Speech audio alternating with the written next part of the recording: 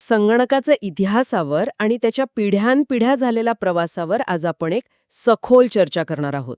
आपल्याकडे काही स्रोत आहेत जे गणनेच्या प्राचीन साधनांपासून ते आजच्या कृत्रिम बुद्धिमत्तेपर्यंतचा संपूर्ण प्रवास उलगडतात. पण ही फक्त नावांची आणि तारखांची जंत्री नाहीये, ही एका कल्पनेची गोष्ट आहे. ती म्हणजे गणनेच्या प्रचंड शक्तीला लहान, अधिक लहान करत प्रत्येकाच्या हातात पोहोचवण्याची कहाणी. अगदी. आणि आपला उद्देश हाच आहे की ज्या उपकरणांनी आपलं जग बदललं त्यांचा विकास कसा झाला हे टप्प्याटप्प्याने समजून घ्यायचं. या सगळ्याच्या मुळाशी एकच गोष्ट आहे, माणसाची गणना करण्याची गरज, म्हणजे आकडेमोड. गंमत म्हणजे कम्प्युटर हा शब्दसुद्धा लॅटिन कम्प्यूट शब्दावरून आलाय, ज्याचा अर्थ आहे गणना करणे. ही गरजच या सगळ्याची जननी आहे. चला तर मग हे प्रकरण उलगडूया. सुरुवात करूया अशा काळापासून जेव्हा कम्प्युटर म्हणजे वीज नव्हती, तर बोटं, मणी आणि चक्र होती. आपल्या स्रोतांनुसार याची मुळं थेट 5000 वर्षांपूर्वी चीन, जपान आणि भारतात वापरल्या जाणाऱ्या अबॅकसपर्यंत पोहोचतात. बरोबर. ॲबॅकस हे आकडेमोड जलद करण्याचं अत्यंत प्रभावी साधन होतं. पण त्यानंतर अनेक शतकं पास्कलसारखे विचारवंतांनी गियर्स आणि चक्रांचा वापर करून पास्कलाईनसारखी यांत्रिक कॅल्क्युलेटर्स बनवली. पण या सगळ्या उपकरणामध्ये एक मोठी मर्यादा होती बरं का. कोणती मर्यादा? ती तर आकडेमोड करतच होती ना. हो, करत होती, पण ती फक्त एका विशिष्ट कामासाठीच बनलेली होती. म्हणजे पास्कलाईन फक्त बेरीज वजाबाकीच करू शकायचं. त्याला दुसरं काही करायला सांगितलं तर ते शक्य नव्हतं. प्रत्येक कामासाठी एक वेगळं यंत्र, हीच त्यांची मर्यादा. अच्छा. आणि इथेच गोष्टी खऱ्या अर्थाने रंजक होऊ लागतात. कारण आता आपण अशा एका व्यक्तीबद्दल बोलणार आहोत ज्यांनी या एका कामासाठी एक यंत्र या कल्पनेलाच मोडीत काढलं. चार्ल्स बॅबेज, ज्यांना आधुनिक संगणकाचं जनक म्हटलं जातं. हो, त्यांचा विचार त्या काळाच्या खूप खूप पुढे होता. 1821 मध्ये त्यांनी डिफरन्स इंजिनची कल्पना मांडली. पण त्यांचं खरं क्रांतिकारी काम होतं ॲनालिटिकल इंजिन. ही जगातली पहिली जनरल पर्पज म्हणजे सर्व प्रकारची कामं करू शकणाऱ्या कम्प्युटरची संकल्पना होती. एक मिनिट. म्हणजे एकाच यंत्राला वेगवेगळी कामं करायला लावण्याची कल्पना होती? हे हे कसं शक्य होणार होतं? एका भन्नाट कल्पनेमुळे, पंच कार्ड्स. ही कल्पना त्यांनी जोसेफ जाकार्ड यांच्या विणकामाच्या मागावरून घेतली होती. जिथे कापडावरची डिझाईन नियंत्रित करण्यासाठी पंच कार्ड्स वापरली जात होती. बॅबेज यांना हेच तंत्रज्ञान माहितीवर प्रक्रिया करण्यासाठी वापरायचं होतं. आजच्या भाषेत सांगायचं तर हे जगातलं पहिलं प्रोग्रामेबल मशीन होतं. अविश्वसनीय. जरी ते पूर्ण होऊ शकलं नाही, तरी आजच्या प्रत्येक कम्प्युटरचा आत्मा बॅबेज यांच्या याच कल्पनेत आहे असं म्हणायला हरकत नाही. अगदी. आणि गंमत म्हणजे ही कल्पना प्रत्यक्षात आणली ती एका वेगळ्याच गरजेमुळे. खरंच? हर्मन होलरिथ यांनी अमेरिकेच्या 1890च्या जनगणनेसाठी याच पंचकार्ड्सवर चालणारं टॅब्युलेटिंग मशीन बनवलं. ज्या कामाला हाताने करायला 8 वर्ष लागली असती, ते काम या मशीनने फक्त 1 वर्षात पूर्ण केलं.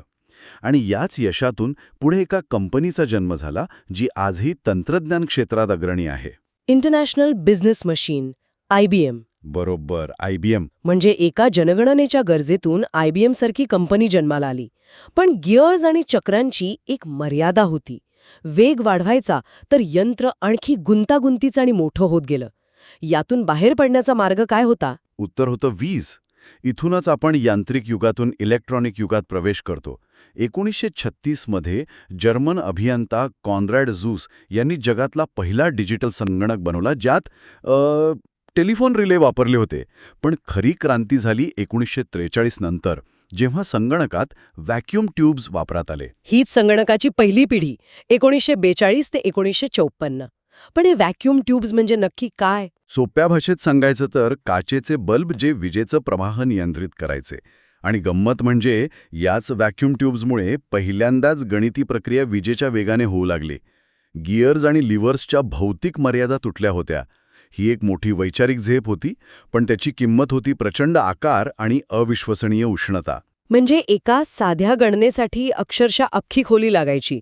आजच्या काळात हे खरंच अविश्वसनीय वाटतं. हो, त्यामागची देखभाल आणि खर्च कल्पनाच करवत नाही. बरोबर. ते प्रचंड मोठे, कमी विश्वसनीय आणि सतत बंद पडणारे होते. पण याच काळात एक अशी संकल्पना जन्माला आली जी कदाचित संगणकाच्या इतिहासातील सर्वात महत्त्वाची होती. ती म्हणजे जॉन वॉन न्यूमन यांनी मांडलेली स्टोअर्ड प्रोग्रामची संकल्पना. स्टोअर्ड प्रोग्रॅम याचा नेमका अर्थ काय आणि ते इतकं महत्वाचं का होतं? या कल्पनेशिवाय आपला आजचा स्मार्टफोन म्हणजे फक्त एक महागडा कॅल्क्युलेटर असता. याआधी संगणकाला प्रत्येक कामासाठी पुन्हा पूर्णपणे वायरिंग करावं लागायचं. पण स्टोअर्ड प्रोग्राममुळे सूचना म्हणजे सॉफ्टवेअर आणि डेटा दोन्ही संगणकाच्या मेमरीमध्ये साठवता येऊ लागले. याच कल्पनेमुळे एकाच हार्डवेअरवर आपण गेम खेळू शकतो, ईमेल पाठवू शकतो आणि व्हिडिओही बघू शकतो. सॉफ्टवेअरची खरी ताकद इथूनच सुरू झाली. अच्छा, म्हणजे हार्डवेअर तेच पण कामं वेगवेगळी. EDVLC हा याच संकल्पनेवर आधारित पहिला संगणक होता, बरोबर? अगदी. तर आपल्याकडे एक प्रचंड मोठं, उष्ण आणि नाजूक असं इलेक्ट्रॉनिक मेंदू तयार होतं. पण त्याला लहान, वेगवान आणि अधिक विश्वासार्ह बनवण्याची गरज होती. आणि याचं उत्तर एका लहानशा शोधाने दिलं. तो शोध म्हणजे 1948 मध्ये बेल लॅब्समध्ये लावलेला ट्रान्झिस्टरचा शोध. ही संगणकाची दुसरी पिढी होती. 1948 ते 1964. व्हॅक्यूम ट्यूबऐवजी सिलिकॉनच्या लहानशा ट्रान्झिस्टरने संगणकाच्या जगात क्रांती घडवली.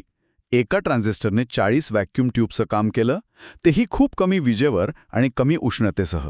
वा, म्हणजे कंट्युबी आता खोलीतून बाहेर पडून कदाचित एका मोठ्या कपाटाच्या आकाराचा झाला असेल. काय फरक पडला या बदलामुळे? खूप मोठा फरक पडला. संगणक आकाराने लहान, वजनाने हलके, अधिक शक्तिशाली आणि जास्त विश्वसनीय झाले. त्यांचा वेग आधीच्या पिढीपेक्षा तब्बल 10 पट जास्त झाला. IBM 1401 सारखे संगणक व्यवसायासाठी खूप यशस्वी ठरले. म्हणजे संगणक आता केवळ सरकारी प्रयोगशाळांपुरते मर्यादित राहिले नाहीत. नाही, अजिबात नाही. एका लहानशा ट्रान्झिस्टरने एवढा मोठा बदल घडवला, मग साहजिकच पुढचा प्रश्न येतो की असे हजारो ट्रान्झिस्टर एकाच ठिकाणी आणल्यावर काय झालं असेल? आणि इथेच संगणकाच्या तिसऱ्या पिढीचा जन्म झाला. 1964 ते 1974. याचं वैशिष्ट्य होतं इंटिग्रेटेड सर्किट किंवा IC, ज्याला आपण आजकाल चिप म्हणतो. एका छोट्या सिलिकॉन चिपवर अनेक ट्रान्झिस्टर आणि इतर घटक बसवले गेले. हीच काय म्हणतात त्याला, मिनिएचरायझेशन म्हणजे गोष्टी लहान करण्याच्या प्रक्रियेची खरी सुरुवात होती. याचा अर्थ कम्प्युटर आणखी लहान आणि शक्तिशाली झाले. पण वापरण्याच्या दृष्टीने का बदल झाला? खूप मोठा बदल झाला. संगणक आता एखाद्या डेस्कटॉपवर ठेवण्याइतके लहान झाले होते. आणि महत्त्वाचं म्हणजे याच पिढीत पहिल्यांदा कीबोर्ड आणि मॉनिटरचा वापर सुरू झाला. आता आपण संगणकाशी थेट संवाद साधू शकत होतो. IBM 360 सारख्या संगणक प्रणालींनी व्यवसायात क्रांती घडवली. आणि यानंतर संगणक घराघरात आणि ऑफिसच्या डेस्कवर पोचले. ही होती चौथी पिढी, जी आपल्यापैकी अनेकांनी अनुभवली असेल. अगदी 1974 ते 1990 या पिढीचा नायक होता मायक्रोप्रोसेसर. यात व्हेरी लार्ज स्केल इंटिग्रेशन म्हणजे VLSI तंत्रज्ञानाचा वापर झाला. सोप्या भाषेत सांगायचं तर एकाच चिपवर हजारो नाही लाखो ट्रान्झिस्टर्स बसवले गेले. संपूर्ण कम्प्युटरचा सेंट्रल प्रोसेसिंग युनिट म्हणजे CPU एका छोट्या चिपवर आला. आणि यामुळेच पर्सनल कॉम्प्युटर म्हणजे PCचा उदय शक्य झाला. संगणकाचा आकार खूपच लहान झाला, खर्च प्रचंड कमी झाला आणि तो सामान्य माणसाच्या आवाक्यात आला. तितकंच नाही तर याच काळात ग्राफिकल युजर इंटरफेस म्हणजे GUI आला. म्हणजे कमांड्स टाईप करण्याऐवजी आपण आता माऊसच्या मदतीने आयकॉन्सवर क्लिक करू शकत होतो. यामुळे संगणक वापरणं इतकं सोपं झालं की कोणीही ते वापरू शकतं. स्टीव्ह जॉब्स आणि बिल गेट्स सारख्या लोकांनी ही क्रांती घराघरात पोहोचवली. तर हा सगळा प्रवास आपल्याला आजच्या काळात घेऊन आलाय. आपण आता कोणत्या पिढीत आहोत आणि तिचं वैशिष्ट्य काय? आपण 5व्या पिढीत आहोत, 1990 पासून ते आजपर्यंत. यात अल्ट्रा लार्ज स्केल इंटिग्रेशन म्हणजे ULSI तंत्रज्ञानामुळे एका चिपवर कोट्यावधी घटक बसवता येतात. पण या पिढीचं सर्वात मोठं वैशिष्ट्य हार्डवेअर नाहीये, सॉफ्टवेअर आहे. हो, आणि ते म्हणजे कृत्रिम बुद्धिमत्ता, आर्टिफिशियल इंटेलिजन्स. म्हणजे संगणक आता केवळ दिलेल्या सूचना पाळत नाहीत, तर ते स्वतः शिकू शकतात, नमुने ओळखू शकतात आणि काही प्रमाणात निर्णय घेऊ शकतात. अगदी तसंच. आणि या पिढीचं दुसरं महत्त्वाचं वैशिष्ट्य आहे कनेक्टिव्हिटी. संगणक एकमेकांशी जोडले गेले आणि इंटरनेटचा जन्म झाला. एका एकट्या कॉम्प्युटरची शक्ती मर्यादित होती, पण जेव्हा कोट्यावधी कॉम्प्युटर जोडले गेले तेव्हा माहिती आणि संवादाचा महास्फोट झाला. आणि या 5व्या पिढीचं सर्वोत्तम उदाहरण म्हणजे आपल्या खिशात असलेला स्मार्टफोन. तो या संपूर्ण प्रवासाचा कळस आहे. त्यात अब्जावधी ट्रान्झिस्टर आहेत, तो AI वापरतो आणि तो जगाशी सतत जोडलेला असतो. बरोबर. या प्रवासाकडे पाहिल्यावर काही वैशिष्ट्ये स्पष्ट दिसतात. प्रचंड वेग, अचूकता, मोठी साठवण क्षमता आणि एकदा सूचना दिल्यावर न थकता न कंटाळता स्वयंचलितपणे काम करत राहण्याची क्षमता.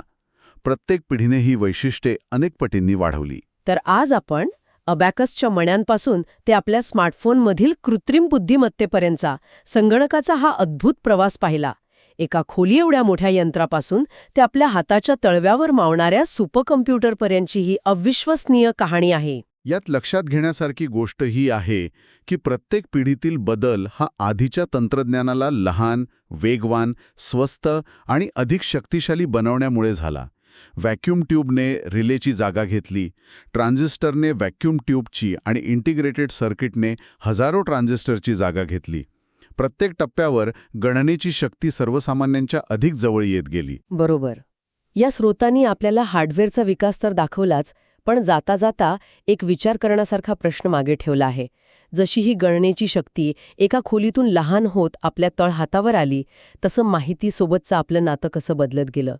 केवळ काही तज्ज्ञांच्या हातातलं एक साधन ते प्रत्येकाचा सततचा सोबती, या बदलाने आपल्या विचार करण्याच्या, शिकण्याच्या आणि एकमेकांशी संवाद साधण्याच्या पद्धतीवर नेमका काय परिणाम केला असेल.